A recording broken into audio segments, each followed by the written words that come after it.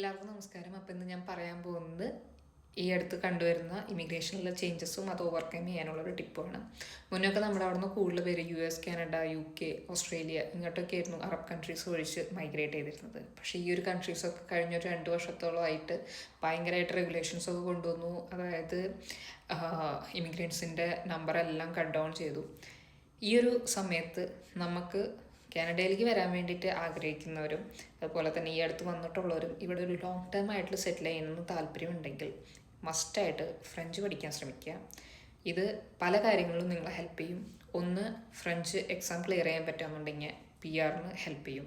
രണ്ടാമത്, ഒത്തിരി job opportunities ഉണ്ട്. അതായത് പ്യുവർലി ഫ്രഞ്ചും അതുപോലെ തന്നെ ബൈലിംഗ്വലായിട്ടും. ഇവിടെ ഒഫീഷ്യൽ ലാംഗ്വേജ് ഫ്രഞ്ചും ഇംഗ്ലീഷുമാണ്. ഫ്രഞ്ച് സംസാരിക്കുന്നവർ മാർക്കറ്റിൽ കുറവായതുകൊണ്ട് അത്തരത്തിലുള്ള ജോലികളിൽ കോമ്പറ്റീഷൻ കുറവാണ്. ഒപ്പം തന്നെ നിങ്ങൾക്ക് നാട്ടിൽ നിന്നൊക്കെ വരുമ്പോൾ ജോലി കിട്ടാനായിട്ട് കുറച്ചും കൂടി എളുപ്പമായിരിക്കും. കാരണം ഏതൊരു ജോലിക്ക് അപ്ലൈ ചെയ്യുമ്പോഴും അവർ ഫസ്റ്റ് നോക്കുക ഏതൊക്കെ ലാംഗ്വേജസ് പ്രൊഫഷൻ്റ് ആണെന്നാണ്.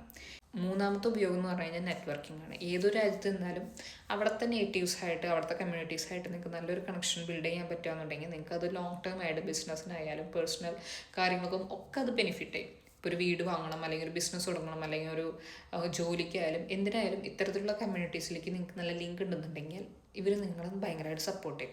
ഇപ്പോൾ ഏതൊരാളാണോ ഒരു ഫോറിനർ ഇപ്പോൾ നമ്മുടെ നാട്ടിൽ വന്നിട്ട് സർവൈവ് ചെയ്യാൻ അല്ലെങ്കിൽ ജോലിക്കോ പഠിക്കാനൊക്കെ വേണ്ടിയിട്ട് മലയാളം പഠിച്ച് സംസാരിക്കുന്നത്, അപ്പോൾ അവരോട് നമുക്കൊരു കുറച്ചും കൂടി അറ്റാച്ച്മെൻറ്റും അതുപോലെ തന്നെ ഒരു റെസ്പെക്റ്റൊക്കെ തോന്നും. അതുപോലെ തന്നെയാണ് ഇവിടുത്തെ ആൾക്കാർക്കും. അപ്പോൾ ഇതാണ് ഞാൻ പറഞ്ഞു വന്നത്.